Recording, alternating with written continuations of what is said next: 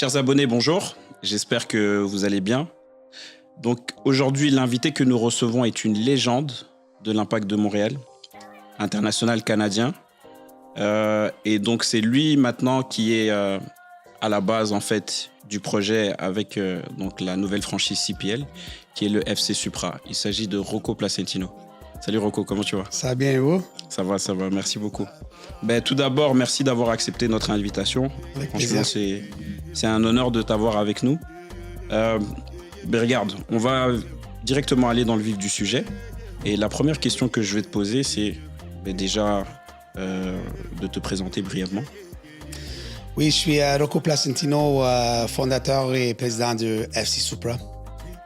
Super. Et donc, ce que je sais, c'est que tu es né à Montréal en 1982. Oui. C'est ça. Donc, peux-tu nous expliquer dans quel contexte tu as grandi? Pour moi, c'était vraiment le foot toute ma vie. J'ai commencé à 3 ans et j'avais un grand frère où vraiment il m'a donné cette passion le foot. Et j'ai grandi à Rivière-des-Prairies. Après ça, j'ai quitté après l'école, le secondaire 5. J'ai allé en Italie à 16 ans et demi. J'ai commencé mon aventure professionnelle en Italie à un jeune âge. Après ça, après 1 an et demi, j'ai retourné à la maison parce que je me suis blessé. Et après ça, j'ai retourné en Italie. J'ai fait 2 années avec le Impact de Montréal comme un rookie. J'avais 19 ans. Et après ça, j'ai retourné en Italie pour presque 8 ans. Et après ça, j'ai retourné encore une fois à la maison avec l'Impact de Montréal pour un autre 3 ans.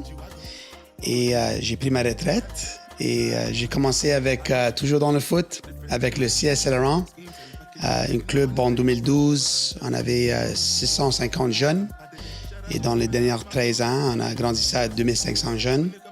On a mis le programme féminin, le programme garçon dans un autre niveau. Et honnêtement, c'était une 13 ans de ma vie extraordinaire. J'avais la chance de bâtir quelque chose avec ma vision et ma passion. Et je pense avec tout cet succès, j'ai pris ça et ça fait quelques années que je travaille sur le projet FC Supra. C'était pas facile. Même aujourd'hui, c'est pas facile. Mais on a réussi d'avoir une franchise ici à Québec parce que, comme j'ai dit avec tout le monde, c'était pas quelque chose c'était pas un vouloir, c'était vraiment un besoin. Tu le sais. Oui, bien sûr. Alors, c'est ça. Et aujourd'hui, on est là pour vraiment mettre en place quelque chose pour la province de Québec. Et j'espère que les gens vont voir quel type de projet on va mettre en place. OK, super. Tu m'as déjà devancé parce que tu as commencé à donner des détails sur Saint-Laurent, sur les FC Supra. Mais c'est sûr que un peu plus tard, on essaiera vraiment d'aller dans les détails par rapport à ça. Alors, tu m'as parlé déjà de ton aventure professionnelle en fait qui a commencé en Italie. Mais ce que je voudrais, c'est revenir un tout petit peu avant cela. Parce que bon, tu l'as bien expliqué. Donc, c'est seulement à 16 ans que tu es parti. Mais j'imagine qu'entre-temps, tu as quand même joué au foot ici. Oui. Voilà. Et quand tu étais ici, en fait, c'était dans quel club que tu avais évolué? Alors, j'étais avec Rivière-des-Prairies. Après ça, j'ai joué quelques années avec Bourassa. Et après ça, c'était avec Jean Talon. J'ai fait 1 an. Et j'ai fait part de le CNHP. C'était un programme, vraiment un programme magnifique ici au Québec. C'était comme une sport-études élite. Et j'ai fait toutes les sélections québécoises et aussi les sélections Team Canada avec toutes les années U15, U16, U17 et ça. Mais honnêtement, j'ai été chanceux d'avoir mon frère comme une role model.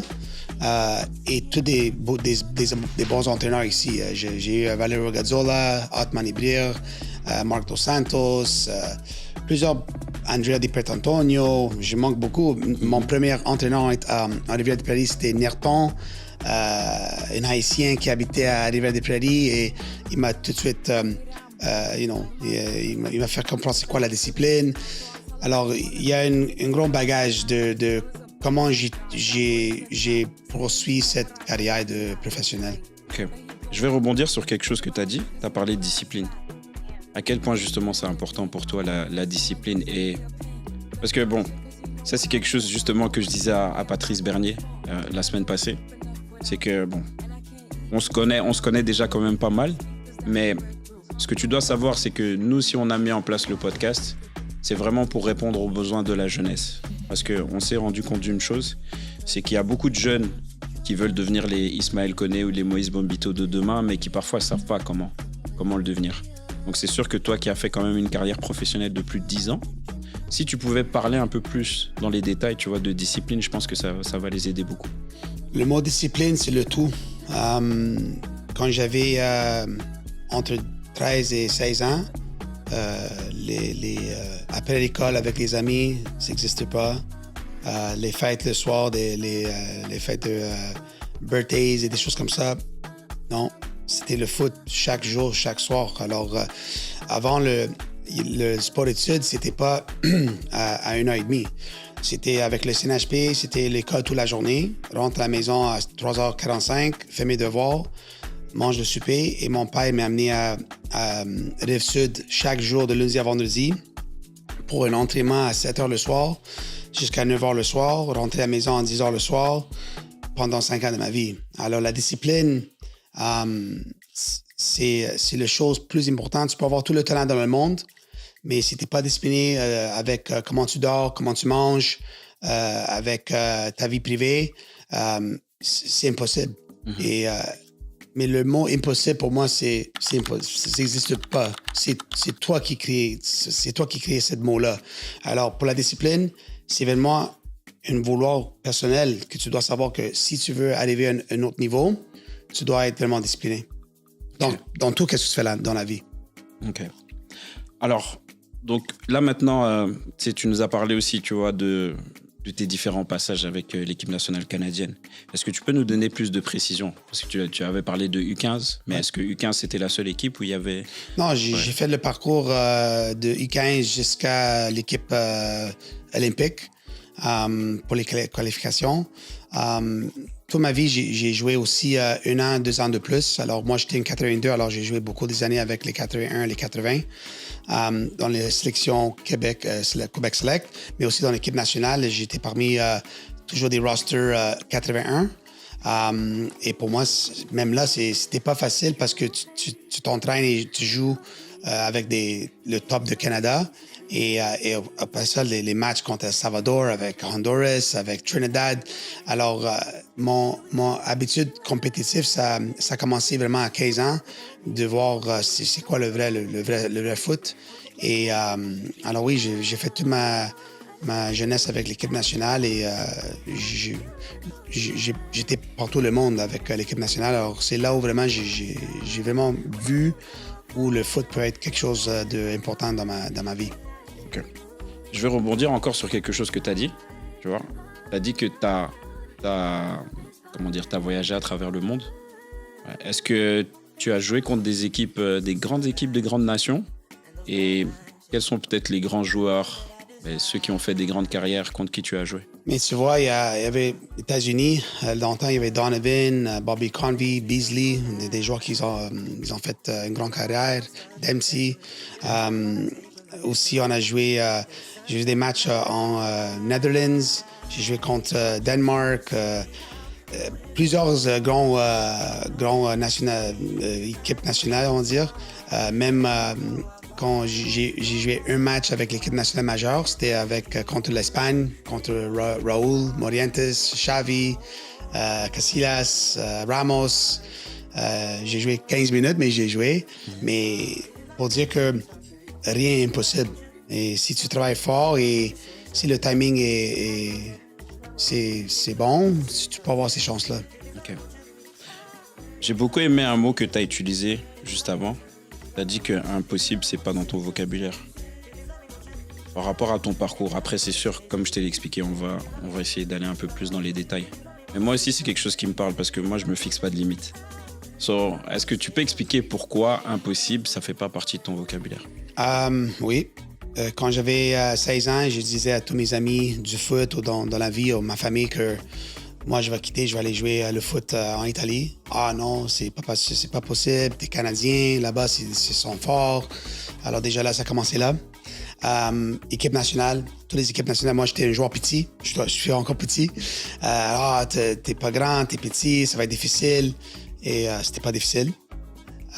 C'était difficile, mais j'ai compris que je dois avoir une certaine façon de jouer pour jouer contre des personnes qui sont physiques. Et après ça, à jouer professionnel. Tout le monde dit professionnel, c'est pas facile, spécialement en Italie, c'est pas facile à jouer deuxième, troisième division, c'est presque impossible. Alors, c'était pas vrai. Alors, beaucoup des choses dans ma carrière de jeune jusqu'à aujourd'hui, des gens qui disent non, c'est impossible. Pour moi, quand ils disent ça, ça me donne des frictions parce que je sais que c'est possible. Mm-hmm. Le CPL, beaucoup. Jusqu'à avant le 24 septembre, quand on a lancé l'équipe, qu'ils ont dit que c'était impossible.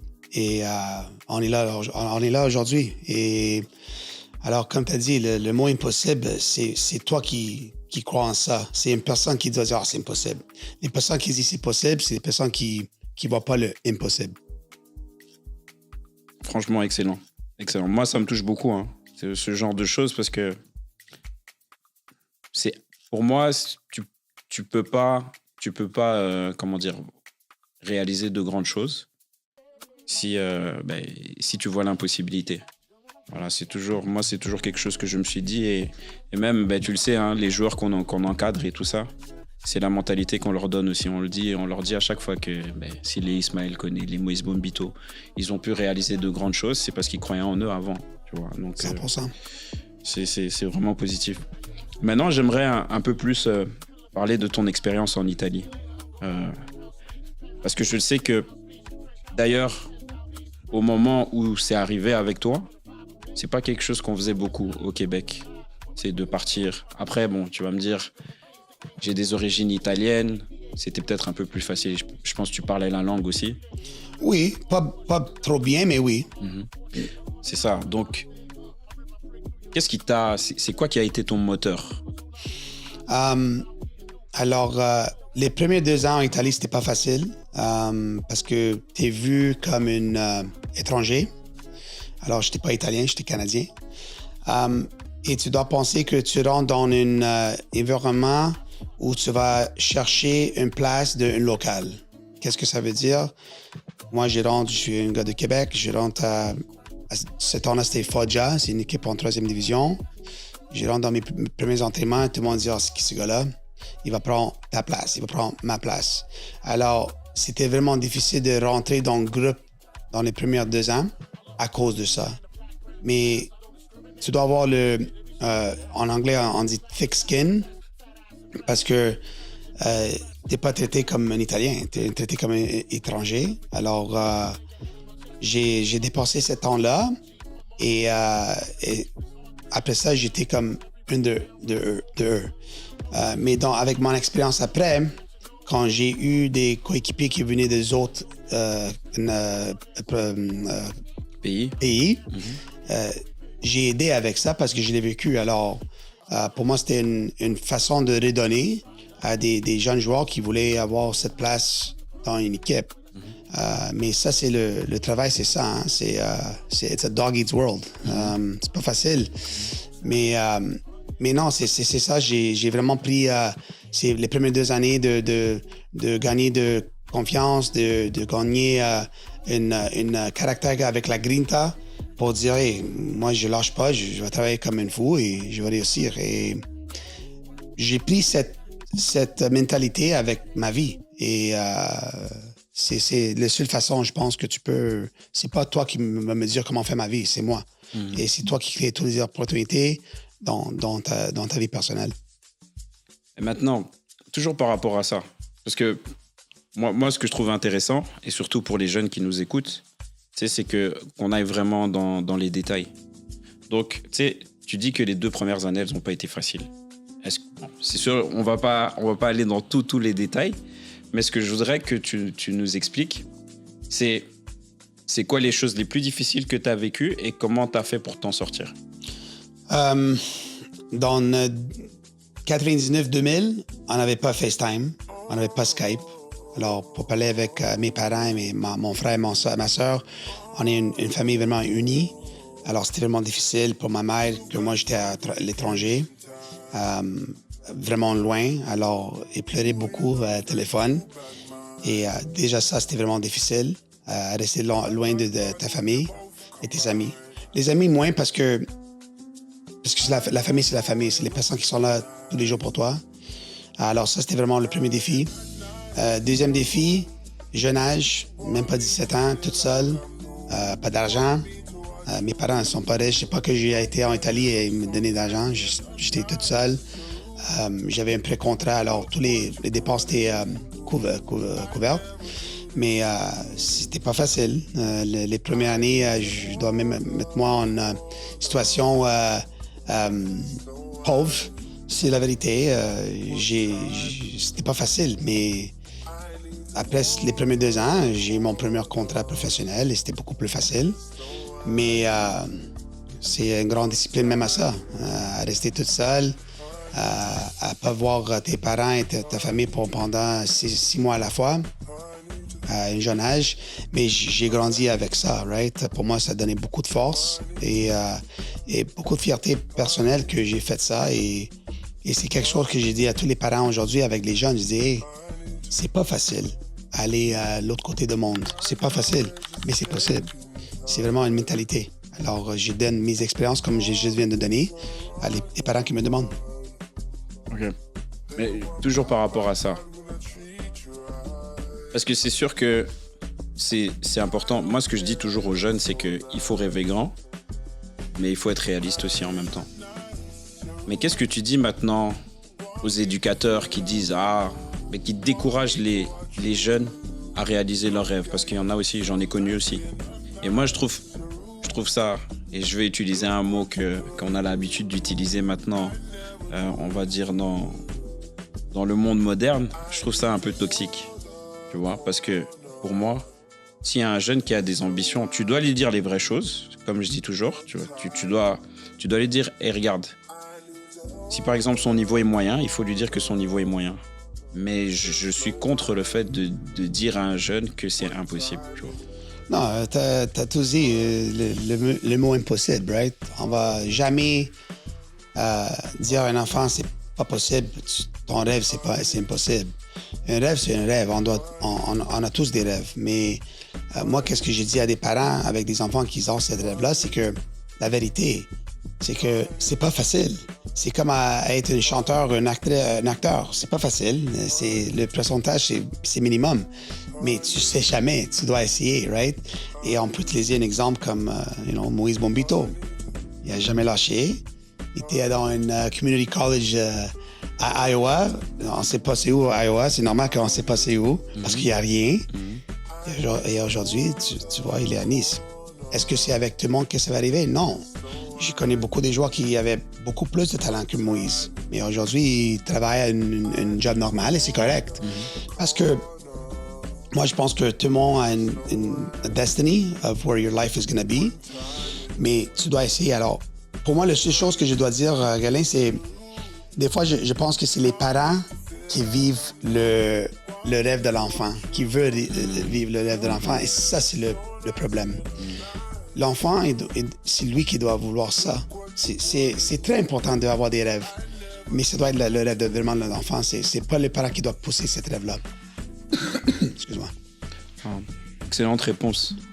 Alors maintenant, on connaît aussi ton affiliation avec l'Impact de Montréal, voilà, qui est devenu le CF Montréal.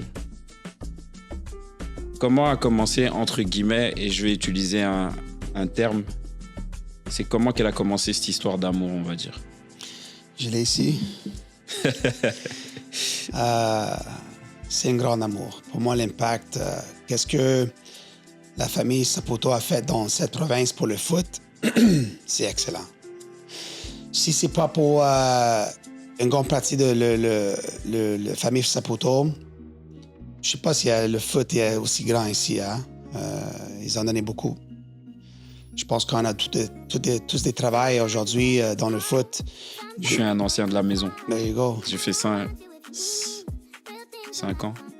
Ouais, 5 ans à l'Impact de Montréal. C'est là-bas, c'est littéralement là-bas que j'ai commencé mon histoire avec le foot au Québec. Donc.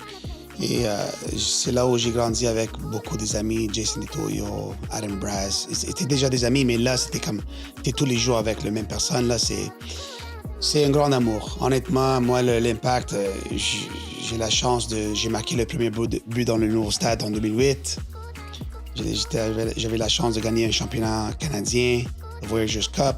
On a gagné un championnat en 2009. USL Championship. J'ai joué dans le quart de finale de CONCACAF Champions League. J'ai joué des matchs contre AC Milan, contre Bordeaux, contre Fiorentina. Devant mes familles, mes amis à le stade olympique de 65 000 personnes. C'est eux qui m'ont donné cette chance-là. Et ça, c'est un rêve. Mais pour moi, je vais toujours dire merci à cette amie-là. Qu'est-ce qu'ils ont fait pour le foot québécois? C'est formidable. Formidable. Mais justement, tu as parlé aussi de ce fameux match contre le Milan AC. Mais d'abord, avant de parler de ça, je voudrais revenir en passant. Ça, c'est une petite parenthèse. Mais j'étais là le jour où tu as marqué le but en 2008. J'étais dans le stade. Et c'était le premier match que je regardais de l'Impact de Montréal quand je suis arrivé. Parce que moi, je suis arrivé en 2008. J'étais arrivé pour à peu près 1 an et demi. Et j'avais fait ce qu'on appelle un permis vacances-travail. I think you know it. Yeah. Voilà, c'est ça. Donc, c'était ma première période. Et dis-toi que le premier voyage que j'avais fait, c'était en 2006. Et à ce moment-là, j'étais juste venu pour 1 mois. Et j'avais regardé Radio-Canada.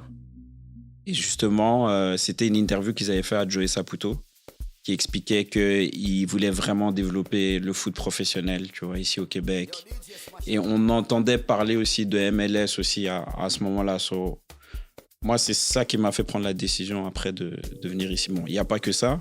Il y a aussi une rencontre que j'avais faite avec Marc Dos Santos. Parce que, juste pour la petite histoire, donc j'avais fait des essais avec le CF Montréal. Non, qui était l'Impact à ce moment-là. J'avais fait des essais. On m'avait dit non, mais il faut d'abord que tu t'entraînes avec l'équipe réserve. Et bon. L'attaque Trois-Rivières, exactement. Donc, et à ce moment-là, il y avait des joueurs qui maintenant sont connus. Hein. Ici, il y a Mike Vitulano. Il y avait qui encore que tu connais aussi? Serge Dinkota, qui maintenant est à Portland. Un nom encore que tu connais. Ben, il y en a encore. Il y en avait encore.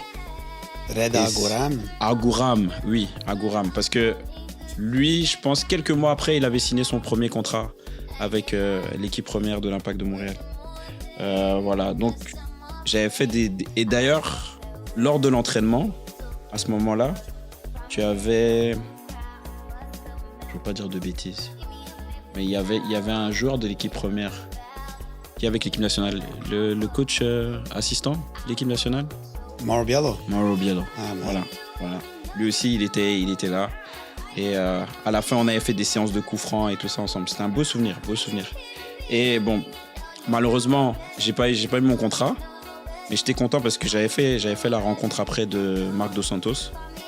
Il a eu la gentillesse de me déposer chez moi. Et il m'a dit, ouais, mais en fait, toi, c'est quoi ton objectif et tout ça ici? Moi, je dis, regarde, peu importe ce que je veux faire, moi, je veux travailler dans le football. Moi, c'est ma passion, je veux travailler dans le football. Il m'a dit, écoute, Guerlain, écoute ce que je te dis. Si tu viens ici au Québec, tu vas réussir dans le football. Et ça, moi, je suis croyant. C'est comme si Dieu était en train de me parler, tu vois. Et donc, quand j'ai écouté ça, je me suis dit, je vais rentrer. Donc, je suis rentré. J'ai terminé des études que je faisais en gestion d'entreprise. Donc, après, je suis revenu et de là, voilà 10 ans après. Tu sais, il y en a beaucoup de personnes ici, parce qu'on parle toujours des joueurs, mais en tant qu'entraîneur, en tant que des gens inspirants, Marc Dos Santos, Mauro Biello, Nick DeSantis, Eddie Sabrango, il y en a plusieurs personnes qui, ici, vraiment, ils ont fait la différence pour ce sport. Et je pense des fois, on ne parle pas assez de ça. C'est vrai. Et on doit. On doit connaître c'est qui ces personnes-là parce que, comme on dit que la famille Saputo a vraiment bâti le foot québécois, c'était fait avec ces personnes-là. Alors, on parle pas assez de ces jeunes-là et on espère qu'on peut faire la même chose. Toi, moi, plusieurs de nous, qu'on redonne le foot. C'est vraiment de faire comprendre à tous les gens de cette province que c'est pas seulement les joueurs. C'est vraiment le tout de le foot qui donne un coup de main de grandir ce sport ici. Super. Maintenant, j'aimerais qu'on revienne un peu sur déjà ton retour en fait à l'Impact de Montréal et surtout ce fameux match que tu joues contre le Milan AC. Mm-hmm. Voilà, parce que j'ai vu, il y avait Pirlo, tu avais Ronaldinho. Incroyable. Qu'est-ce que ça t'a fait, tu vois, de jouer contre des gars comme ça? Il y avait Nesta, il y avait Sidorf, Inzaghi, Abate. C'était le vrai Milan. Ouais. Excuse-moi pour tous les fans de Milan aujourd'hui, c'est pas la même équipe maintenant. Ouais. Encore une fois, ça c'est un rêve, right? Tu joues contre AC Milan. Ça c'est vraiment... laisse faire le score, on a perdu 4-1. Ça pouvait être même 10-1, là. Mais il y avait presque 70 000 personnes, là. C'était fou. L'Impact de Montréal contre AC Milan. Pour moi, c'était une grande opportunité de jouer le sport, mon sport préféré, au niveau professionnel, mais contre une équipe légendaire, right? Le AC Milan, même si moi, mon équipe, c'est Inter. Mais grande expérience, d'avoir des discussions avec Ronaldinho, une petite histoire. On était dans la ligne des starters, des titulaires, et j'ai marché avec Ronaldinho. Et 2 semaines avant, on a joué contre Fiorentina. Alors, le soir, on allait souper ensemble avec les joueurs Fiorentina. C'était une bonne soirée. Alors, j'ai demandé à Ronaldinho, je disais, après le match, est-ce qu'on peut sortir ensemble? On va aller manger ensemble. Il dit, je pense que toute l'équipe, ils vont dire oui, mais moi, Abate et Dida, le gardien, on a loué une jet pour aller à Las Vegas. Alors, je dis, OK, excuse-moi, mais plus souvent, on peut te dire que c'est un autre niveau, right? Mais vraiment... quel joueur. Honnêtement, Ronaldinho, c'était fait une heure de jouer contre ces gars-là, de tous ces gars-là. Est-ce que tu lui as pris le ballon? Non, mais une fois j'ai essayé et j'ai frappé avec Philippe Billy. Une coéquipier était entre nous et les deux, on a essayé de prendre le ballon. Il a fait une chose, un magic trick et on s'est frappé ensemble. Aïe. Yeah. Ouais. OK, mais bon, c'était contre Ronaldinho, ça passe. C'est correct. OK, donc maintenant, voilà, donc tu finis ta carrière avec l'Impact de Montréal. Une carrière quand même assez présentable parce qu'aujourd'hui, quand on parle de Rocco Placentino, on parle de Rocco Placentino comme une légende de l'Impact de Montréal. Voilà. Maintenant, moi ce que j'aimerais, tu vois, que tu nous dises, c'est quelle empreinte que ça t'a laissé, le fait on peut le dire, d'avoir fait partie de quelque chose qui a inspiré en fait tous les Québécois. Regarde, comme je dis, j'ai grandi avec des légendes. C'est pas moi la légende. Honnêtement, j'ai eu des coéquipiers comme Jason DiTullio, Antonio Ribeiro, Ali Djerba, Nevio Pizzolito, Patrick Leduc, Gabriel Gervais. Et je mentionne toutes les personnes locales. Pour moi, toutes ces personnes-là étaient des légendes et étaient des inspirations pour moi. Et qu'est-ce que j'ai fait, c'est j'ai pris tous ces gens-là, j'ai amené toute leur passion et ça m'a donné la force de grandir comme une Québécois. Et quand j'ai pris ma retraite, et j'ai toujours dit que je voulais travailler en club. Et après ça, on arrive à CS Saint-Laurent et un autre amour. Mm-hmm. Ouais. Ben justement, parlons du CS Saint-Laurent. Parce que je t'avoue que moi, je voyais ça un peu de loin, mais j'en entendais parler. Parce que pour la petite histoire, Kwame et moi, on n'a pas toujours été proches. Maintenant, tu le sais, Kwame, c'est un frère. C'est mon frère. Mais on n'a pas toujours été proches. Mais par contre, ça fait des années qu'on se connaît. Parce que, pour la petite histoire, Kwame, moi, la première fois que je l'ai rencontré, en fait, on jouait à Catalunya. Je crois que c'était que je dise pas de bêtises, tous les jeudis soirs. Ouais, on jouait à Catalunya. C'est comme ça que j'ai rencontré Kwame pour la première fois. Et à ce moment-là, il était déjà au club de Saint-Laurent. Voilà. Et d'année en année, j'entendais parce que bon, il y avait parfois quelques joueurs, parce qu'à l'époque, j'étais déjà au sport-études de l'ARS Bourassa et on avait des jeunes du CS Saint-Laurent. Et ce que j'entendais d'année en année, c'est qu'à chaque fois, ils se qualifiaient au championnat canadien. C'était tout le temps les championnats canadiens. Et j'ai vu aussi en fait l'évolution du club. Parce que au départ, vous n'étiez pas forcément en Ligue 1 Québec. Mais je pense que avoir l'évolution du club, ça a toujours été un objectif. Mais maintenant, qu'est-ce qui t'a animé déjà toi? Parce que je sais que c'est toi qui, entre guillemets, est à la base du projet. Et peut-être citer aussi toutes les personnes, tu vois, qui...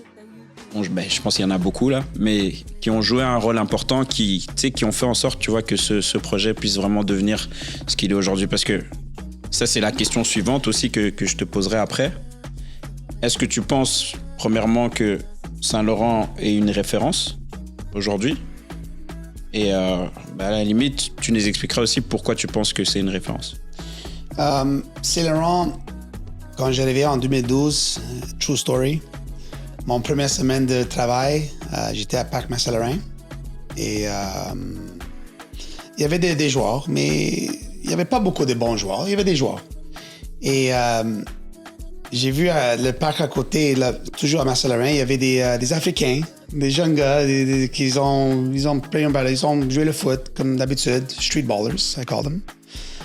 Et j'ai demandé, mais ça sont tous les amis, vos cousins, ils sont où, non? Et ils me disent, tu dois aller vers O'Brien et Grenet, l'autre côté de Saint-Laurent, tu vas voir, ils sont tous là, whatever. Et chaque semaine, j'ai passé dans cet endroit-là et they were all there. Tous les Africains, les Marocains, les Algériens. Et, ça a commencé à bien jouer le foot, viens à Saint-Laurent, on va faire l'inscription, tout ça. Et après ça, j'ai rencontré Ansou, c'était le directeur technique de Salaberry. Alors, il vient à mon bureau sur Grenet, parce que j'ai cherché un assistant, right? J'étais toute seule. Il a amené ce gars-là, c'est Kwame Ansa. Ça, c'est Kwame Roko. Hein.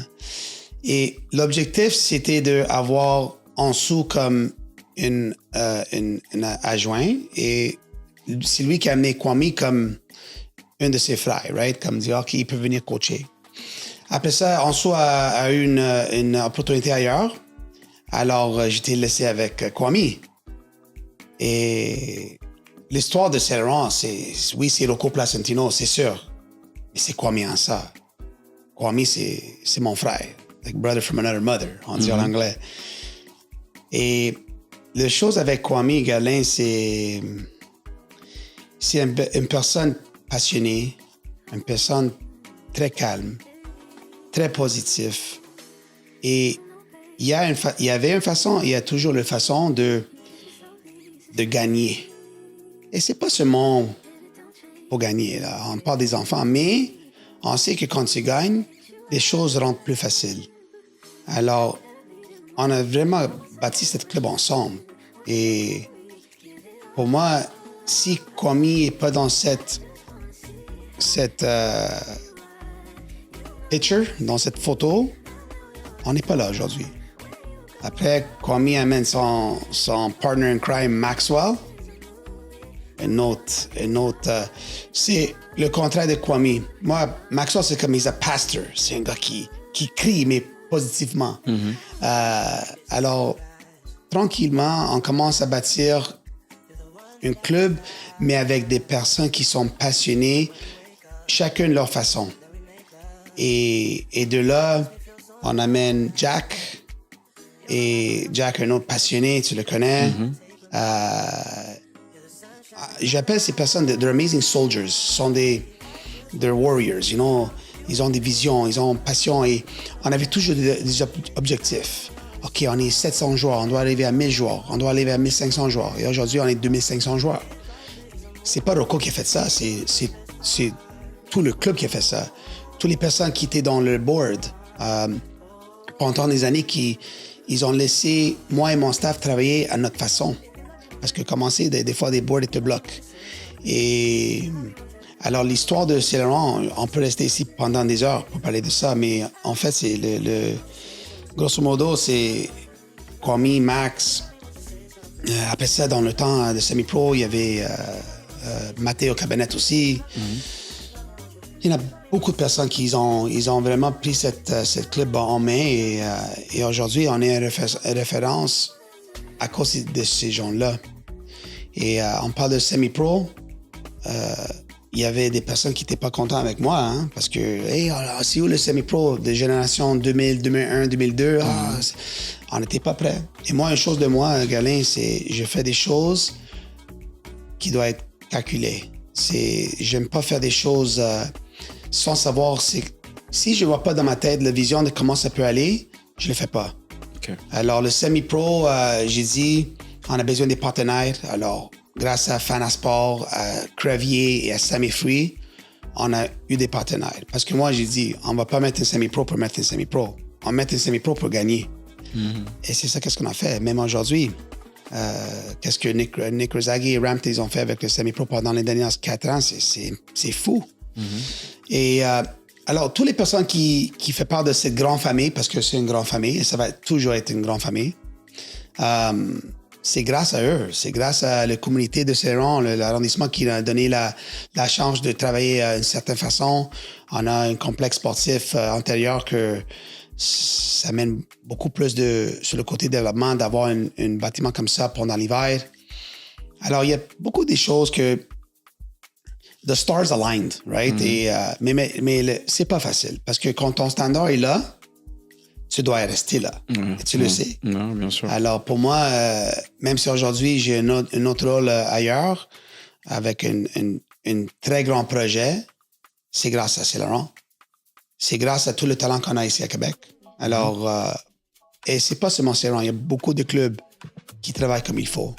On parle de AS Laval, on parle de Blainville, de Lakeshore aussi. Paymon est en train de faire un grand travail.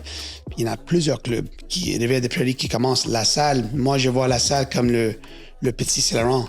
Et tu vas voir, dans les quelques années, je pense qu'ils vont faire des grandes choses. Alors, maintenant le projet c'est vraiment pour tout le Québec. Alors, I can't wait. Ok.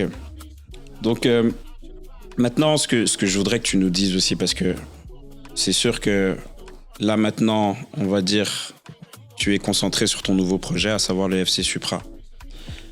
Maintenant, c'est sûr que, allez, moi, je me dis toujours que quand on se lance dans un projet comme ça, et t'en as déjà un peu parlé avant, c'est qu'il y a toujours de l'adversité. Maintenant, comment est-ce que tu as fait pour réunir les investisseurs, pour vraiment, tu vois, que ta vision, que tout le monde puisse te suivre et puis que ça puisse passer à la réalisation? Alors moi, ça fait 5 ans que j'essaie de bâtir un projet de CPL parce que, comme je disais tantôt, c'est pas un vouloir, c'est un besoin qu'on a besoin ici à Québec. Alors, le début de trouver des investisseurs, c'était pas facile. Fast forward 2023, on gagne le championnat avec CS Saint-Laurent. Il est en train de faire beaucoup de bruit dans le monde de foot avec CF, avec Watford, la Coupe du Monde, tout dans 6 mois là, c'était fou. Et alors, on gagne le championnat en 2023 avec le semi-pro. On rentre dans le Coupe de Voyageurs Cup, le Talos Cup de Canada, et le CS Saint-Laurent joue contre Halifax. On gagne. Et j'ai dit ça avec beaucoup de confiance. On avait le sensation avant le match de gagner ce match-là. C'était pas un match facile, mais on a gagné à Halifax. Et c'est là où Rampton, une de les coachs de semi-pro, un de ses amis s'appelle Vince, il me dit « il y a un gars qui s'appelle Angelo Pasto, il veut te parler. » Je le connais pas, alors il m'appelle.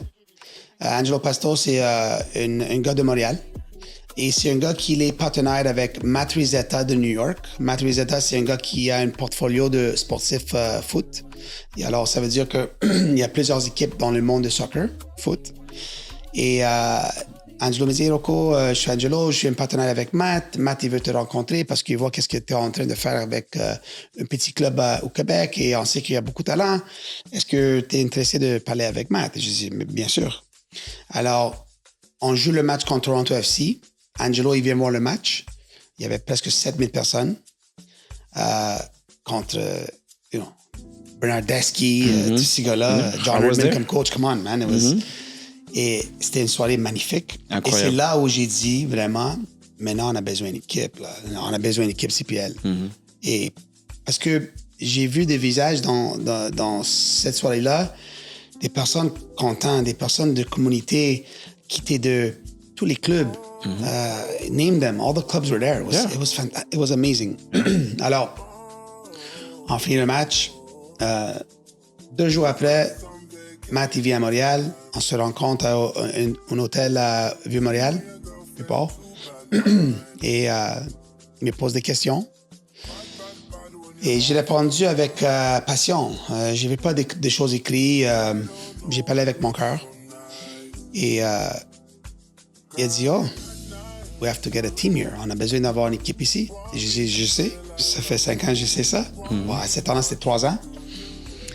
Alors, on commence le processus avec CPL, avec des expansion applications. Un processus vraiment difficile à cause de, première chose, 2 choses importantes. Il n'y avait pas d'infrastructure pour une équipe. Et deuxièmement, le prix de franchise, c'était haut. Alors... Estimation? Hein? Estimation? Beaucoup. Proche? Entre 1 million et 20 millions. OK. Mais honnêtement, la première chose, c'était difficile parce qu'on n'avait pas de stade. On n'avait pas de... Alors, le projet, c'était un peu mort. Les Roses, ils lancent le Stade Boréal. J'appelle Jean-François Clavier, c'est un de mes amis, un de mes partenaires avec Saint-Laurent. C'est lui un des patrons des Roses. Je dis, Jeff, je pense que mon projet maintenant est vivant à cause de votre projet. Alors, il dit, oui, c'est sûr que c'est quelque chose qu'on peut travailler ensemble dans le futur. Alors, j'ai dit, est-ce que je suis capable de mentionner qu'on va avoir un stade? Il dit, oui, bien sûr, pas de problème. Alors, on fait l'application encore une fois avec Matt. On dépasse l'application, c'est approuvé. On dépasse les négociations, ça c'était quelques mois. Alors, il arrive le jour que le CPL dit à moi et à Matt et à Angelo, OK, on est là. Ça va être serré pour 2026 parce que moi, j'avais 2026 dans ma tête. Alors, j'ai convaincu Matt et Angelo, on doit avoir 2026, même la Ligue. Et il y avait beaucoup dans la Ligue qui se sont dit, 2026, je pense pas. 2027, oui, mais 2026, je disais, c'est la Ligue Coupe du Monde. On a beaucoup de joueurs ici qui sont en train de développer. Alors, on a besoin d'une équipe. On a beaucoup de joueurs qui jouent déjà en CPL qui sont québécois. Il dit, OK, on va continuer la démarche d'avoir l'équipe 2026. Ce temps-là, Matt m'a dit, Angelo m'a dit, OK, Rocco, on doit aller ramasser de l'argent pour des investisseurs locaux. Une rencontre avec Jean-François Chenaille, un autre passionné de foot, un grand sponsor dans Blainville. Une rencontre, on se connaît, mais pas en personne. Alors, j'ai été dans ce bureau une fois. J'ai parlé de le projet local, tout ça. Il dit, Rocco, je suis convaincu, je vais appeler un ami de moi pour faire ça avec moi et je te reviens. Il m'appelle le lendemain, il me dit, OK, Rocco, on va faire une autre rencontre avec mon ami Stéphane Tétrault, le patron de EB Games, un autre Québécois. On fait une rencontre avec Angelo. J'ai dit expliquer ma vision, ma passion pour ce projet-là. Et the rest is history. Avec Matt, Angelo, JF et Stéphane, on a créé une groupe majoritaire. Et après ça, on avait des autres 2 frères, Jonathan et Michael Palumbo. Ils ont acheté un petit morceau aussi. Et après ça, il y avait Joseph Gallucci, un gars de Saint-Laurent qui passionné de foot, un grand fan de AS Roma. Même lui, c'est un petit investisseur et on a eu les fonds et on a acheté une franchise. Et même aujourd'hui, j'ai dit wow, you know. Et j'ai parlé avec Youssef Daha hier, le gars qui est à Vancouver. Ouais. Ancien coach gardien? Ouais. Grand ami. Une personne avec beaucoup de courage, beaucoup de positivité. Alors, il dit, Rocco, je suis fier de toi. Et je dis, ah oui, j'ai accompli mon rêve. Il dit, non, Rocco, c'est pas un rêve. C'était un objectif. Et j'ai jamais vu ça comme ça. Et il a raison. C'était un objectif. Dans ma tête, c'était un rêve, mais il a dit, non, Rocco, pour toi, c'était un objectif parce que tu as fait tellement des choses accélérant. Et chaque année, il a dit, tu avais des objectifs. Je dis oui. Alors ça, c'était un autre objectif, un plus grand. Mais maintenant, tu dois avoir des autres objectifs pour le CPL. Des joueurs, des sponsors, des billets de saison. Toutes ces choses-là côté business, mais aussi côté football. Qu'est-ce que tu veux faire avec ton équipe FC Supra? Tu veux gagner? Qui va marquer ton premier but? C'est c'est quand ton première victoire? C'est quand ton première défaite? Il y a plusieurs objectifs que tu vas avoir pendant des années. Alors oui, j'ai dit, j'ai pas vu ça comme ça. Alors ça va me donner la force et donner la force à FC Supra de travailler fort encore plus. Non, bravo, hein. Bravo parce que, comme tu l'avais dit, c'était pas, c'était un besoin en fait, tu vois, pour le Québec. Et je pense que c'est tout l'écosystème québécois qui va en bénéficier. Donc moi, je pense que c'est vraiment quelque chose qui est positif. Maintenant, là, je vais poser des questions qui dérangent un peu. J'aime ça. Est-ce que tu penses que... Parce que justement, merci Youssef. Attends, je vais regarder la caméra. Merci Youssef parce que tu m'as lancé dans un terrain qui est vraiment, vraiment excellent. Mais ce que je voudrais savoir, est-ce que tu penses que, toujours dans l'idée justement, tu vois, d'avoir des objectifs, est-ce qu'on verra une deuxième équipe MLS ici au Québec? MLS? Non. MLS, non. Je pense pas. Si tu me demandes si on peut avoir notre équipe CPL, je vais dire oui. MLS, c'est cher, hein? Alors, je ne pense pas. Est-ce que c'est juste parce que c'est extrêmement cher ou que tu penses que c'est pas quelque chose qui va faire évoluer le foot au Québec? Alors, 2027, l'expansion des équipes MLS est fini. Ah, OK. Alors, il y a un autre 1 an et demi, même pas, de franchise qui peut avoir une licence. D'accord. MLS. Il y en a plusieurs villes en États-Unis qui veulent avoir une franchise MLS. Alors, je pense pas qu'ils pensent à Montréal, Québec d'avoir une deuxième franchise. C'est sûr qu'il y a des places comme Las Vegas, Detroit, Phoenix, Louisville. Alors, je ne vois pas ça. OK. Et bon, tu m'as lancé là-dessus. Est-ce qu'il y aurait une deuxième équipe CPL On a besoin. Ici au Québec? On a besoin. J'espère que dans le futur bref, la ville de Québec va avoir leur propre équipe parce qu'elle peut avoir une derby, une rivalité québécoise. Je pense que oui. J'espère que oui, mais c'est clair que si nous, on a lancé une équipe CPL ici, il y a d'espace pour une autre, c'est sûr. Une troisième? Commence avec 2. Commence avec 1. Mais 2, je pense que c'est vraiment faisable. Mais je vais te dire pourquoi je te pose cette question-là. Parce que tu le sais, tu es d'origine italienne. On le sait, tu vois que l'Italie, c'est un grand pays du foot.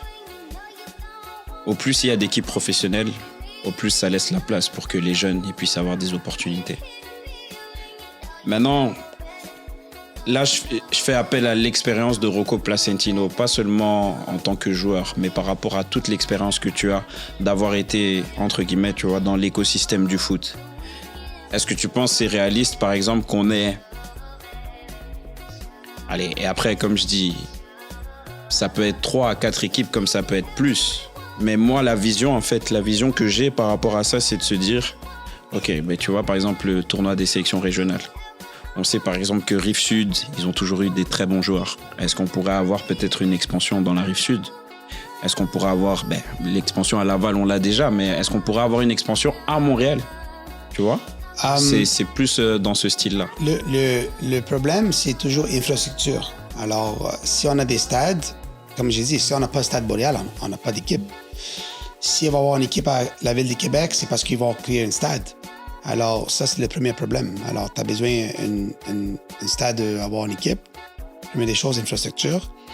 Deuxième des choses, je pense avec 3 équipes dans une province, c'est bon. Si on voit Ontario, il y a TFC, Hamilton Forge, York. Et eux, ils ont... En Ontario, il y en a 30 millions de personnes, il y en a beaucoup. Alors là, je vois que peut-être il peut y avoir 5-6 équipes en CPL et en MLS. Ici au Québec, on est, je pense, je sais pas, on est combien d'habitants? Mais d'avoir 3 équipes professionnelles masculines, c'est déjà une grande étape. Déjà d'avoir une deuxième, c'était un besoin. Je pense que même une troisième, c'est un besoin. Mais je pense qu'avec 3, c'est magnifique. Et si demain, ça peut être la Rive-Sud, pourquoi pas? Je pense que il y en a plus que 170 000 joueurs foot, garçons et filles, qui jouent ici. On parle des garçons, mais on parle même le côté NSL. Exact. On a besoin d'une autre équipe féminine. Alors, c'est sûr que d'avoir plus d'équipes masculines et plus d'équipes féminines, c'est un besoin. Et maintenant, toujours par rapport à ça, parce que c'est sûr que toi, avec le projet du FC Supra, bon, quand je dis toi, par extension aussi, tu as toute ton équipe, toute l'équipe qui t'accompagne, aussi bien les investisseurs que tous les collaborateurs que tu vas avoir qui vont faire en sorte que ce projet il continue à grandir. Maintenant, ce que je voudrais, tu vois, c'est que tu nous parles un peu plus de comment tu vois le futur du foot au Québec. Et je te parlerai aussi de tout ce qui est médias. Parce que une chose que j'ai vue aussi qui a fait que le foot a commencé à avancer maintenant, tu sais, je parle des Panenka Football, des foot bloggers, Montréal Cracks, sont toutes des personnes, tu vois, qui, avec leur passion du foot, ont fait en sorte justement que qu'on puisse encore un peu plus parler du foot ici au Québec. Qu'est-ce que tu penses de tout ça? Alors, première des choses, le projet FC Supra, comme j'ai dit la semaine passée, c'est une équipe d'ici pour ici. En tant que vision communautaire, on va être placé vraiment avec tous les clubs, toutes les écoles. On veut faire connaître c'est quoi le foot local. Et tout le monde va voir dans l'équipe qu'on va mettre ensemble. C'est une équipe québécoise. Et ça c'est vraiment riche. Honnêtement, ça, c'est toujours... Quand j'ai mis ce projet en place, c'était toujours mon priorité. C'est de faire une équipe avec tout le talent qu'on a ici. Et qu'est-ce que ça va faire? Ça va donner la force et l'inspiration des jeunes joueurs qui jouent dans tous les petits clubs pour un jour dire « Ah, je peux jouer avec CF Montréal et maintenant je peux jouer même avec FC Supra. » Alors, notre projet, c'est vraiment pour toutes les communautés. Tu vas voir, là, une fois qu'on va piano, on va dire c'est quoi le projet. C'est un projet pour le Québec. Médias, on a t'as mentionné plusieurs. Il y a aussi le dernièrement On s'en fout. On s'en fout, ben oui. Et pour moi, quand je vois des choses comme ça me donne des old memories quand j'étais en Italie. Parce qu'en Italie, dans le temps, il n'y avait pas de podcast, mais il y avait beaucoup de transmissions en télévision de foot local. Et ici, on est une province de foot. On parle beaucoup de foot. Peut-être pas beaucoup dans le vrai média comme RDS et TVA Sport et peut-être les autres, mais peut-être ça va venir encore plus. Je pense maintenant. J'espère. Mais déjà avec Panenka, et On s'en fout et tous les football bloggers, tous ces podcasts et ces bloggers-là, il fait ça avec le passion. Alors, pour moi, c'est ça où j'ai dit à tout le monde, c'est on a besoin. C'est un besoin. Alors, pas seulement ce côté joueur, côté coach, côté investisseur, c'est vraiment côté communauté. Tous ces gens-là qui font ça, c'est parce que c'est une passion. Tu vas pas faire ton carrière seulement avec des podcasts. C'est quelque chose que tu aimes faire. C'est sa passion.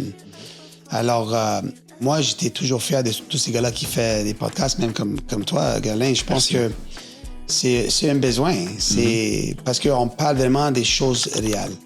We're not talking fakes. This is like real stuff. And pour moi, j'aime ça beaucoup. Alors, ouais, j'ai un feeling, European feeling, you know? Exactly. Soccer's in the blood here, man. It's just, we have to talk about it. Yeah, for sure. Toujours par rapport à ça. Donc, maintenant, ce que je voudrais que tu nous dises aussi, tu vois, parce que bon, dans ton parcours, on l'a dit, tu as connu aussi beaucoup de joueurs qui maintenant d'ailleurs sont très impliqués dans le milieu du foot. Tu as mentionné les Dissem Brango, les Mauro Biello, les Ali Gerba. On peut continuer, la liste est là encore longue, non. Marc Dos Santos. Mais tu as aussi des jeunes qui font l'actualité maintenant du foot et que tu connais très bien. Et que je connais aussi, comme tu le sais, tu vois, Ismaël Koné, Moïse Bombito. Il y en a d'autres aussi qui maintenant, des Québécois en fait, qui sont à l'équipe nationale et d'ailleurs que j'ai eu l'occasion de rencontrer. Par exemple Zoran avec qui on a bien parlé, Rida Zouhir aussi que tu connais aussi, tu vois. Donc, sont tous des jeunes qui font la fierté du Québec au plus haut niveau. Est-ce que tu penses qu'il y en a d'autres aussi? Est-ce que tu penses que ce sont les derniers? Non, c'est juste le début.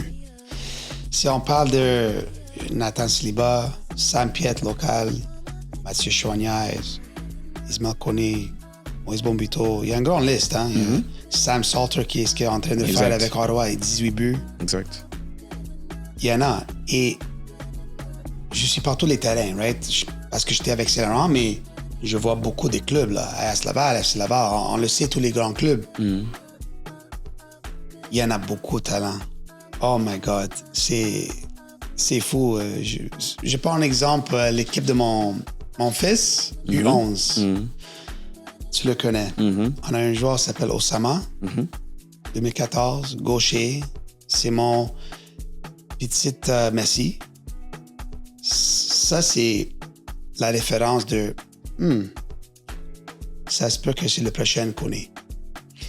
Le beauté de ça, c'est avant, on disait ça se peut qu'on a le prochain Ellis Brango, Ali Gerba, Antonio Ribeiro, tout ça.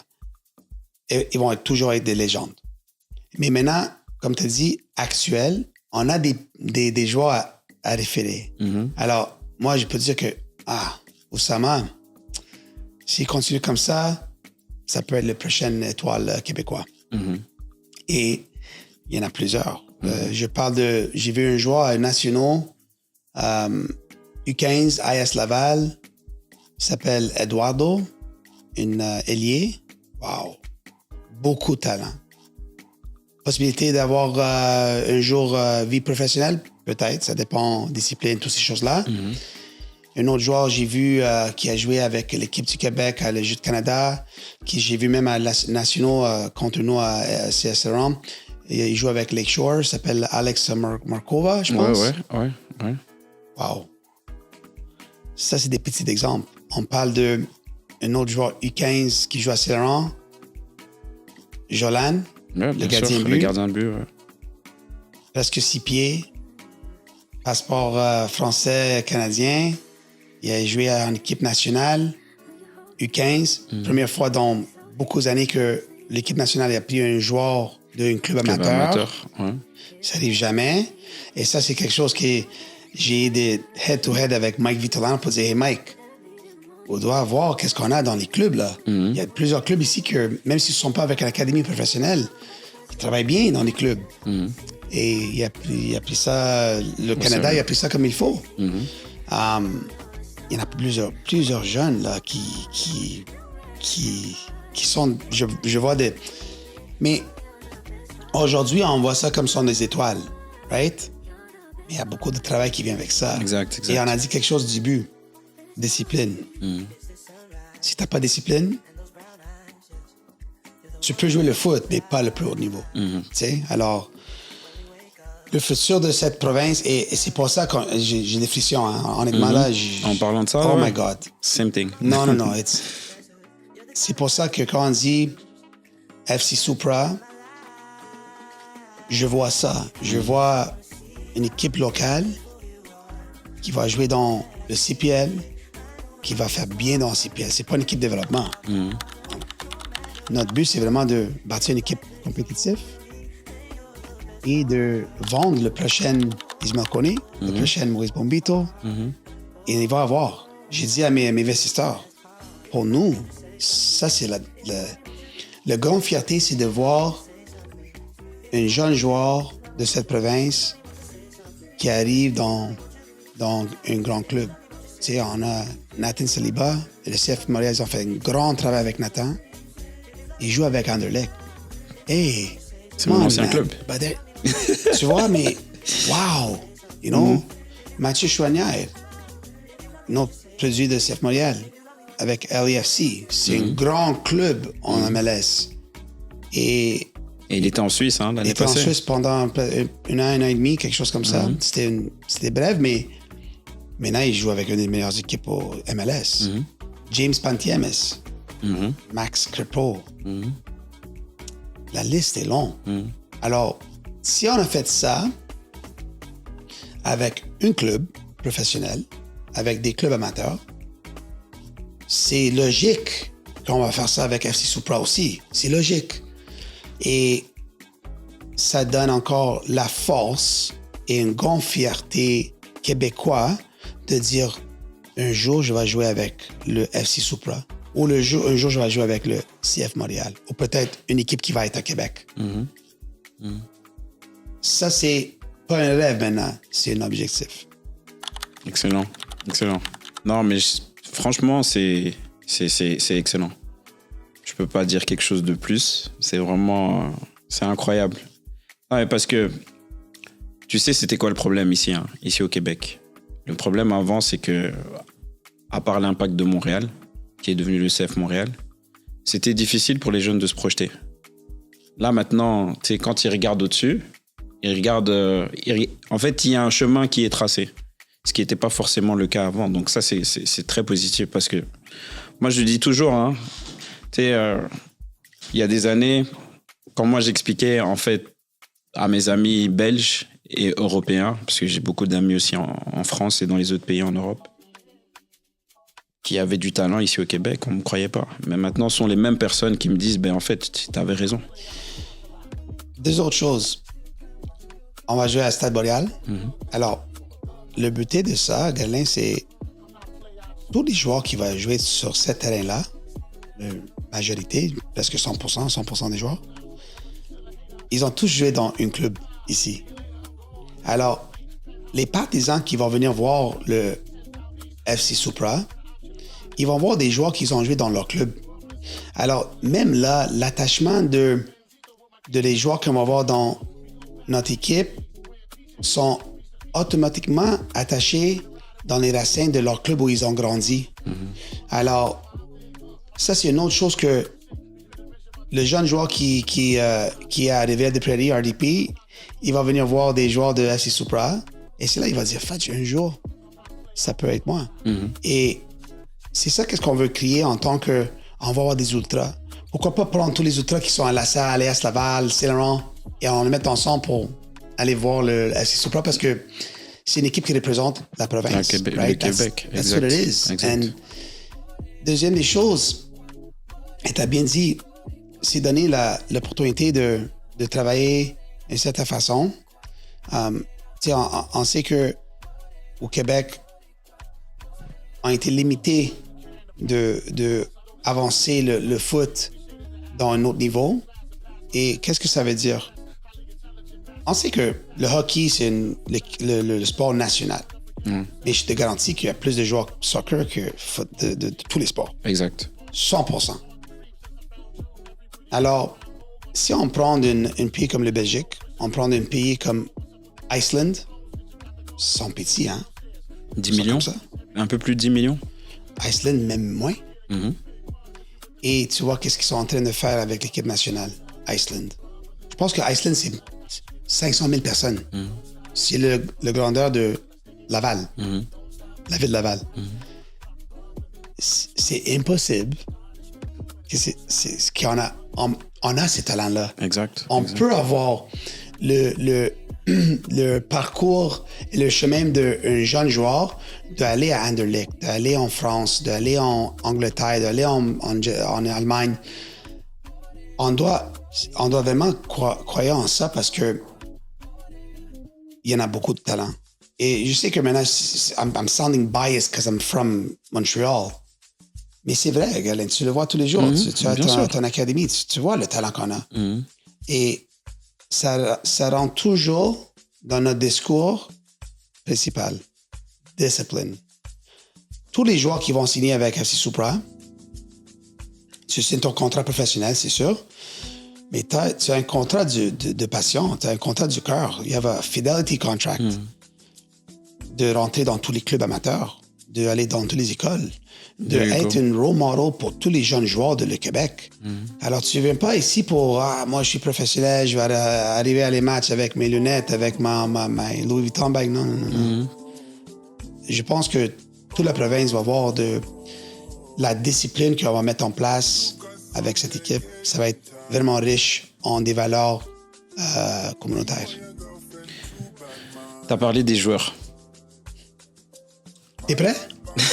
Bon, ben moi je suis prêt. Hein. Moi je suis prêt. Mais bon, comme tu le sais aussi, allez, ça fait quoi? Si je dois faire le calcul, ça fait à peu près 2 ans maintenant, tu vois, que Dieu merci, j'ai eu quand même pas mal de rencontres, tu vois, avec des joueurs, tu vois, du milieu professionnel et des personnes d'ailleurs avec qui ça s'est fait naturellement, on s'entend très bien et tout ça. Et bon. C'est parce que tu m'as lancé dans ce terrain-là. Tu m'as dit que c'était une équipe qui allait être une équipe québécoise. Est-ce qu'on peut avoir des noms? C'est une bonne question, mais tu sais, logiquement, c'est sûr qu'on a beaucoup de noms dans la tête, mais pour le respect de la Ligue, on a des procédures à suivre, des règles à suivre. C'est pour ça qu'on ne peut pas parler des joueurs, mais je vais mentionner ça comme ça, tu sais. Si on voit tous les bloggers, podcasters, vous avez nommé déjà beaucoup des noms. Et beaucoup de ces noms sont partagés dans toutes les plateformes de social media, right? Alors, c'est sûr qu'on n'est pas bête là. On sait qu'il y a des joueurs qu'on veut dans cette équipe-là, mais à suivre. Okay. Je pense que la meilleure façon de faire ça, Galen, moi, je peux te mentionner 100 joueurs, hein, mais c'est pas moi le coach. Le coach, on espère dans les prochaines semaines, on va annoncer. Hier, on a annoncé sur nos social media, on a demandé à Summit pour CV, résumé pour entraîneur-chef, adjoint et entraîneur gardien but. Et ça, c'est la première étape. Établi, alors première chose, vous devez connaître c'est qui les personnes qui vont être autour de moi. Parce que c'est pas Rocco qui va lancer l'équipe toute seule. Là. Comme j'ai expliqué, avec Kwame, avec Max, avec Jack, ça prend des leaders, des gladiateurs de bâtir une équipe, là, un club. Ça va être la même chose avec FC Supra. C'est pas moi. C'est moi avec des personnes de confiance qu'on va faire ça ensemble. Alors, première des choses, annoncer les personnes qui vont travailler à côté de moi. Ça va arriver bientôt. Annoncer les entraîneurs chefs, assistants et entraîneurs de gardien de but dans les prochaines semaines, j'espère. Et commençant le novembre, on va lancer les essais. Ça va être une autre dynamique. Hein. Oh, mais j'ai pas le même dire. Ça, je peux te dire. OK. On essaie de faire des essais libres. Ça va sortir bientôt avec des clubs de quartier. Okay. Alors, exemple, on va faire un essai avec... on utilise Saint-Laurent comme un exemple. Ouais. Ça va être des essais de FC Supra en collaboration avec CS Saint-Laurent. Alors, qu'est-ce que ça veut dire? Ça va être des essais libres où des gens vont inscrire sur notre site. Ça va être deux try-outs dans la même journée à CS Laurent, à le complexe ou à un terrain là-bas. Et les essais vont être faits c'est sûr, à Supra, mais on va avoir même l'aide de le staff de Céron pour évaluer, pour avoir une autre perspective. Ils vont savoir qu'est-ce qu'on cherche. Et ça, c'est un exemple. Mais on veut faire ça avec AS Laval, Blainville, Lakeshore. Nice. Et chaque année, on va faire avec plusieurs clubs. Mais quand on dit que c'est une équipe pour la communauté, c'est pas des mots. Hein? Ça va être vraiment fait avec de l'action. Et il y a une vision sur ça. C'est pas seulement pour attacher avec les clubs. C'est pour faire voir les clubs amateurs que on est une famille. On doit travailler ensemble. Alors ça, c'était ma mission de la première journée. C'était dans ma tête. Alors maintenant, je suis capable de parler de ça. Et une fois qu'on met ça en place comme il faut, maintenant, je les dis comme ça, mais ça, c'est là où on verra. C'est qui les joueurs qui viennent dans les essais. C'est qui le premier joueur qu'on va signer. Maintenant, c'est déjà objectif. Mais des noms qu'on a en tête, c'est des noms on sait qu'ils vont faire la différence dans cette ligue-là. OK.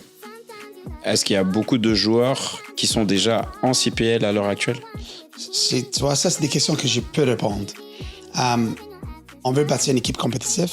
Alors, c'est sûr qu'on va chercher des joueurs en CPL qui sont québécois qui jouent en CPL. Il y en a plusieurs. Je pense qu'il y a plus que 25 joueurs. Des joueurs qui jouent plus que des autres, mais qui jouent. Après ça, des joueurs qui jouent en Ligue 1. Il y a plusieurs joueurs qu'on va voir dans les essais. Mais c'est sûr qu'on a des noms déjà en tête. Et on ne sait pas peut-être déjà de signer 4-5 joueurs en bas de 18 ans. Moi, Galen, j'aime le défi d'avoir des jeunes joueurs. Est-ce qu'ils vont jouer en première équipe comme titulaire? Peut-être. Rien n'est possible. Mais c'est sûr qu'on veut donner des chances à des joueurs qui jouent dans des clubs amateurs pour venir à notre camp d'entraînement. Alors, pour tous les gens qui voient ça aujourd'hui, les essais le nouvelle va arriver bientôt de les essais. Et on espère d'avoir beaucoup de talent à ces essais-là. OK. Maintenant, toujours par rapport à ce projet-là, parce que c'est sûr que ça t'a pris beaucoup de courage, tu vois, pour être capable, tu vois, mais juste de se mettre en action par rapport à ce projet-là. Puis l'action, moi, c'est quelque chose auquel je crois beaucoup, parce que tu le sais, hein, dans le milieu de l'entrepreneuriat, si t'es pas quelqu'un, tu vois, qui a cette envie, tu vois, de mettre des actions tous les jours, ça va être difficile pour toi d'avancer. Alors, comme on en a parlé tout à l'heure, on sait que tu as eu beaucoup d'opposition aussi par rapport à ça. Mais moi, maintenant, souvent, on dit, tu vois, les haters. Qu'est-ce que tu as à dire par rapport à ça? Rien. Pour moi, j'ai joué professionnel pendant 12 ans de ma vie. Il va y avoir toujours des personnes qui ne t'aiment pas et pour moi, je ne vois pas ces choses-là. Ça fait pas... It's part of life, right? For me, what's important is de travailler de ma façon, d'être avec une mentalité libre, de écouter des gens autour de moi. C'est comme ça que j'ai eu le succès comme joueur et c'est comme ça où j'ai eu succès à Céron. Alors, j'espère que c'est toujours un minimum des joueurs, des personnes qui voient les choses différemment. Et ça, c'est correct, ça fait it's part of life, you know? Mais honnêtement, Galen, pour moi, une fois que je vais mettre quelque chose en tête, pour tous les gens qui me connaissent bien, moi, c'est I don't stop, I go. On va faire des erreurs, c'est sûr et certain qu'on fait des erreurs, mais c'est important qu'on sait qu'on fait des erreurs et que c'est quoi le solution, right? Il y a toujours des solutions dans des problèmes, mais haters will be haters. And pour moi, je pense que si quelqu'un il va avoir une opinion négative sur le projet, c'est correct, mais le projet va parler pour tout seul. Si je disais aujourd'hui, ah oui, c'est une équipe québécoise et j'ai 20 joueurs qui viennent de Toronto et de Vancouver, tout ça, après ça, oui, you know what, I deserve haters. Mais action, c'est un grand mot et l'action va être sur le terrain. Ça, c'est sûr et certain. Et maintenant, donc ce que je voudrais que tu nous dises aussi, c'est si maintenant tu avais 3 conseils qui valent de l'or à donner aux jeunes qui nous regardent par rapport à toute ton expérience, tout ce que tu as vécu dans ta vie? Et je sais que tu as été une personne qui est très, très ambitieuse aussi, même par rapport à tes projets futurs et tout ça. Si tu avais juste 3 conseils à donner à ces jeunes-là, qu'est-ce que tu leur dirais? Discipline, 100%. Tu dois avoir la discipline chaque jour. Pas seulement dans le foot, mais dans la vie. Alors, c'est une chose globale. Deuxième chose, le mot impossible, ça n'existe pas. The word impossible does not exist. So quand les gens te disent c'est impossible, dis oui, mais tu ne le crois pas. Et troisième chose, je vais dire ça dans mon monde de mon ami Jason DeToyo, la grinta. Si tu ne travailles pas fort dans la vie, c'est difficile à réussir qu'est-ce que tu veux. Alors, pour tous les gens, don't cut corners in practice. Don't take the easy way out.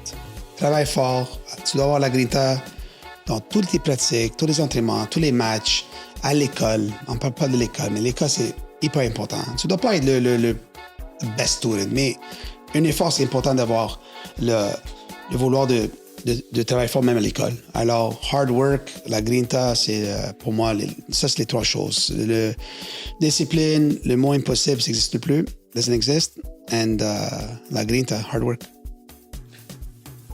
Il y a la Coupe du Monde 2026 qui arrive. C'est quoi le rôle que tu penses que le Canada va jouer? On est fort. Je vois tous les matchs. Je vois toutes les passions de le coach Jesse Marsh, la force qu'il donne à ses joueurs. C'est fort, hein? Tu vois l'équipe, une équipe qui est vraiment compétitive, une équipe qui ne lâche pas jamais, qui joue avec beaucoup de cœur, beaucoup de passion. Et c'est bon de voir le Canada avec cette passion. Et je pense, si on parle de comment ils vont faire dans la Coupe du Monde, ça c'est une autre histoire parce qu'il va y avoir 48 équipes. Alors, on ne sait jamais, c'est un tournoi. Mais déjà, l'esprit d'équipe, je pense que l'effet qu'ils vont avoir pour tous les clubs amateurs de le pays, ça va être vraiment important. Si on voit les matchs qu'ils jouent déjà, c'est pas un moment où tu dis « Oh my God, on court pas, on travaille pas. » C'est en cours, on travaille fort, on travaille avec la grinta, on travaille avec... The work ethic is huge. Alors, je pense que ça va être une chose qui va transmettre dans tous les jeunes pour travailler fort dans le futur. Et tu sais, quand tu fais une Coupe du Monde, le spark pour les prochaines années, c'est beaucoup. Alors, on est tous hâte de voir qu'est-ce que le Canada va faire dans la Coupe du Monde et avec tous les joueurs québécois qui vont être dans cette équipe-là. On parle de au moins 5-6 joueurs, là. C'est beaucoup. Huge. Hein? Ouais, non, It's huge, man. Huge. So I can't wait. C'est quelque chose, c'est vraiment quelque chose. Dernière question. Comment tu expliques que la mentalité québécoise, elle a changé? Parce que, bon, c'est sûr que toi, si tu as été capable de faire plus de 10 ans de carrière, c'est parce que tu avais déjà cette mentalité-là. Mais maintenant, j'ai l'impression que c'est quelque chose qui est plus global. Et quand je dis global, je parle pas forcément mondial, tu vois, mais plus à l'échelle québécoise et à l'échelle canadienne. Infrastructure, on a plusieurs terrains maintenant de foot. On a plusieurs complexes intérieurs parce qu'ici, on a l'hiver. Et ça, c'est la première chose. Mais aujourd'hui, Galen, les choses plus importantes que je vois maintenant, qu'on ne parle pas beaucoup, on a beaucoup de bons éducateurs. On commence d'avoir beaucoup de coachs qui sont pas des parents coachs. Et pas d'enlever le respect des parents coachs, mais on a beaucoup de personnes, garçons et filles, qui deviennent des role models et des bons éducateurs pour tous nos jeunes. On a plusieurs clubs qui travaillent d'une certaine façon, qui engagent beaucoup dans les jeunes, qui investissent beaucoup dans les jeunes. Beaucoup des personnes comme toi avec MPG, il y a plusieurs places qu'ils ont Purple Soccer, il y en a plusieurs qui vous faites le extra pour des jeunes joueurs. On n'avait pas ça dans le passé. Alors, quand on parle globalement du foot ici au Québec, Mais tout le Canada, le foot a devenu un sport important dans notre nation, dans notre pays. C'est incroyable. Mais c'est juste, on a beaucoup de joueurs qui jouent le foot. On a presque 200 000 qui jouent seulement au Québec. On a, je sais pas combien de clubs on a ici. Et on a beaucoup de clubs qui travaillent bien maintenant. On a beaucoup des académies qui donnent un extra à tous les jeunes joueurs. Et maintenant, d'avoir une autre équipe professionnelle, c'est un plus, c'est un grand plus. Alors, pour répondre à ta question, c'est le travail. Pour donner l'opportunité à des jeunes joueurs et des parents pour voir, il y en a beaucoup d'opportunités maintenant ici au Québec et aussi au Canada. En tout cas, Rocco, c'est là que cet épisode s'arrête. Merci beaucoup. Un grand merci déjà d'avoir vraiment été dans les détails, parce que c'est toujours ce qu'on recherche. Ce qu'on recherche, c'est vraiment d'inspirer le monde. Je sais aussi ton amour pour la jeunesse, tu vois. Donc, franchement, de la part de toute l'équipe NPG que tu connais très bien, merci beaucoup. Et si tu me permets, ce ne sera pas la dernière. Non, pour moi... Ce ne sera pas la dernière. Pour moi, Alain, ça, c'est des choses qu'on doit discuter, mais c'est pas seulement avec moi. Tu as fait déjà plusieurs avec des autres personnes qui sont vraiment connues dans le monde du foot et on a besoin de parler de ça. C'est un besoin.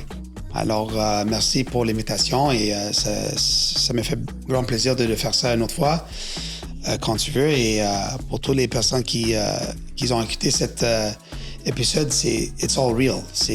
On parle de choses réelles et merci beaucoup pour ça. C'est apprécié. Avec plaisir. Mais bon, chers abonnés, vous le savez, hein, merci encore pour tout le soutien que vous nous apportez. Restez forts et à bientôt.